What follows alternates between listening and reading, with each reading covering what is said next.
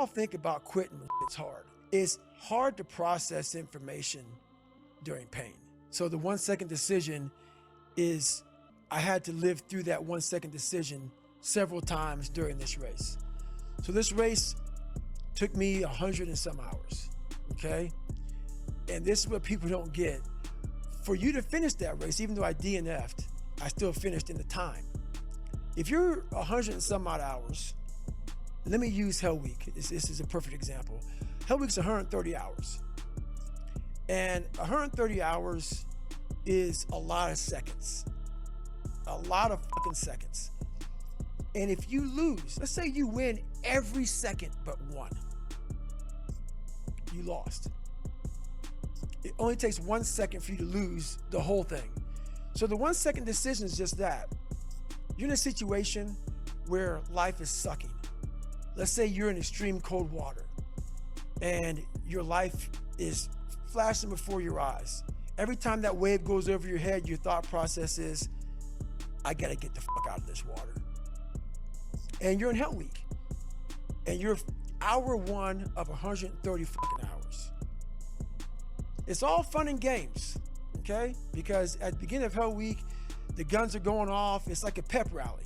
So you're fucking hyped up and your boys are linked arms and you're getting sprayed and it's like a fucking pep rally. But then what they do is they shut that shit off. They shut it off. All that hoo-yah, all that hype, it gets real quiet. And they march you out to that surf zone for something called surf torture. And it's that water, that Pacific Ocean is cold as shit. So no more pep rally. You're now in your head. You're linked arms with, your brothers beside you. You don't know if they're gonna be there long or not. You don't care. You think about yourself. You lay back and that first wave hits you. Your mind goes straight from hour 2 all the way to hour 130. You can't process 5 days of this shit.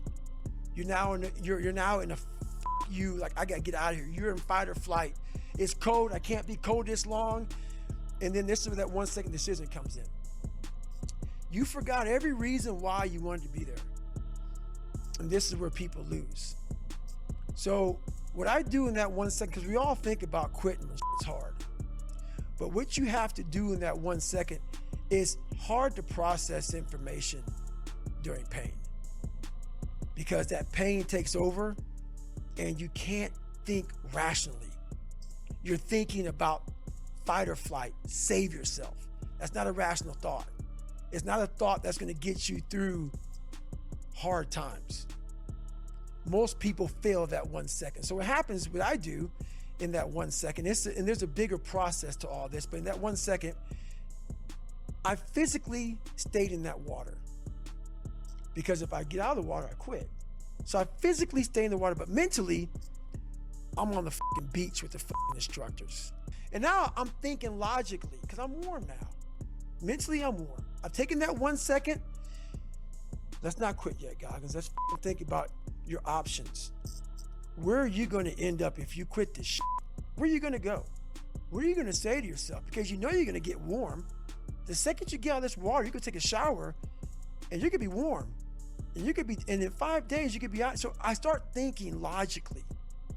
I calm my brain down because your brain just wants to get the out. Ring the bell, put your helmet down, get warm, and then you're really fucked. And these are the things you have to think about in the 1 second decision.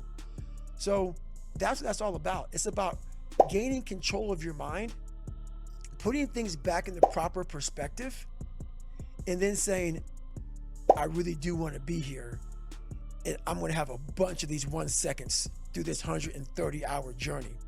And I have to learn to control these, because if I fail one of these 1 seconds, I will not be a SEAL. I will not be a doctor. I will not be a lawyer. I will not be whatever the fuck it is. So that's how important that 1 second decision is. It's all about your mind takes control of you. You have to say, fuck you, I run this motherfucker. And that's what that's all about. And like I say, I always tell people, a lot of people, man, how do you do what you do? At the end of the day, I ask myself one question: can I take one more step? And usually the answer is yes. So if you can answer that question and not take another step, that is real failure. That is real quitting. So a lot of people can take one more step, but they choose not to. I don't know if you can take 2 steps. You got to answer that question after you take the first step.